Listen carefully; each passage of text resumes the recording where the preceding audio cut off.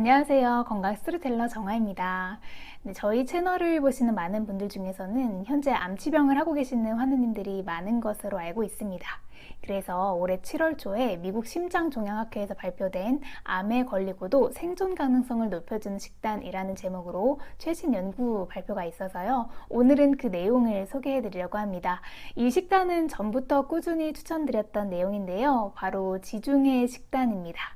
내용이 들어가기 전에 앞서서 결론부터 말씀드리면 어떤 암에 걸리든 상관없이 암 환자들이 지중해 식단을 엄격하게 따를 경우 조기 사망 위험이 32% 낮아지고 심장 관련 사망 위험은 60%나 감소한 것입니다.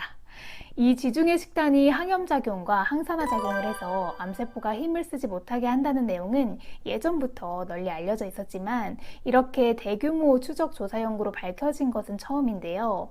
연구진은 암 진단을 받은 암 환자 800명, 성인 남녀를 대상으로 13년간 추적 조사를 했습니다.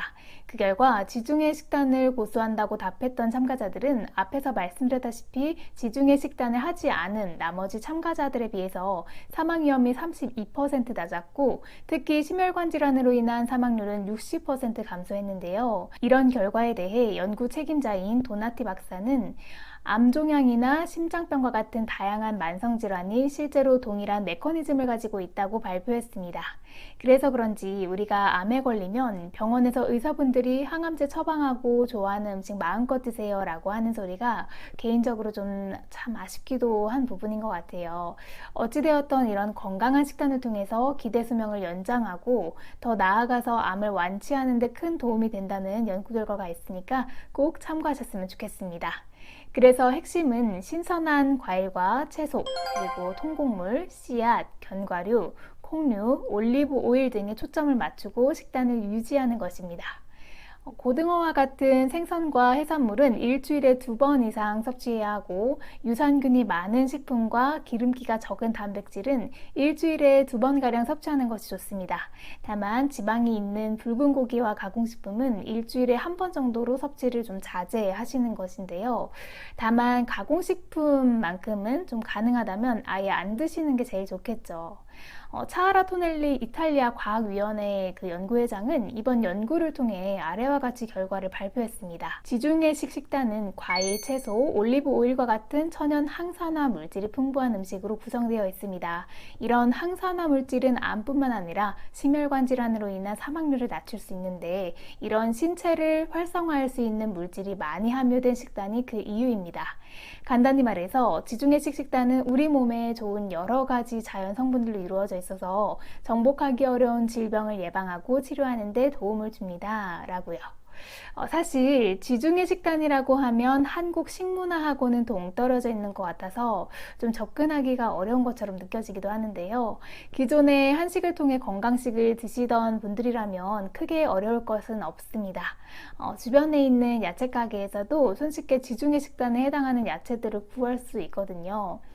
요즘 같은 여름철에 구할 수 있는 지중해 식단에 포함되는 야채는 오이, 토마토, 또 가지, 파프리카가 이에 속합니다. 토마토는 폴리페놀과 라이코펜이 풍부해서 샐러드나 익혀서 파스타에 넣어 드셔도 건강에 좋고 가지의 보라색 색소에 있는 안토시아닌이라는 성분이 들어있어서 강력한 항산화 작용을 하고 또 혈관 건강에도 도움이 되는 것으로 이미 유명하죠.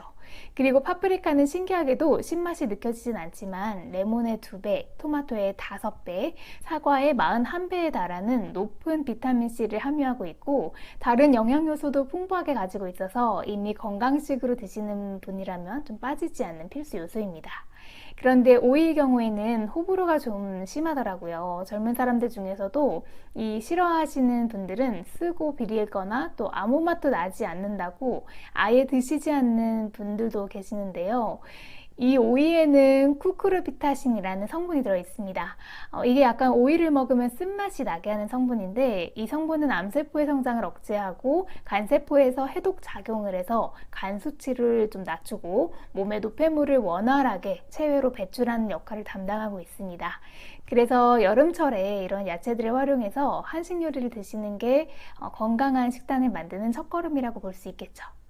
그 외로 지중해 식단 하면 이 그래프가 빠질 수가 없죠. 간단하게 다시 보여드리면서 설명드리면 모든 식사를 과일, 야채, 통곡물, 올리브 오일, 콩, 견과류, 또 씨앗류, 또 허브와 같은 식품을 활용해서 식사를 꾸리고, 물론 이 모든 것들을 포함하지는 못하겠지만 해당 부분에서 집에 가지고 계신 야채와 통곡물을 활용하시면 될 것 같습니다. 그래서 현미밥도 여기에 속하고요. 콩을 넣어서 밥을 짓는 것도 방법이 되겠죠. 그리고 주 3회 이상 생선과 해산물, 또 주 2회에는 지방이 적은 가금류, 치즈, 계란, 요거트, 주 1회 굵은 육류를 섭취하는 건데, 이건 한국 문화에 맞추어서 치즈, 요거트 같은 것은 유산균이 풍부한 청국장과 같이 다른 음식으로 변경해 주셔도 괜찮습니다. 다만 지중해 식단에 빠지지 않는 것이 하루에 남성은 와인 2잔, 여성은 와인 1잔인데요. 만약 암을치병 중이시라면 알코올은 간 수치를 올리고 신장에 무리를 줄 뿐만 아니라 체내 염증 수치를 좀 올릴 수 있으니까요. 적은 양의 술이라도 제외하시는 것이 좋을 것 같습니다. 네, 오늘은 이렇게 암 환자의 생존율을 올려주는 식단에 대해서 알아봤는데요.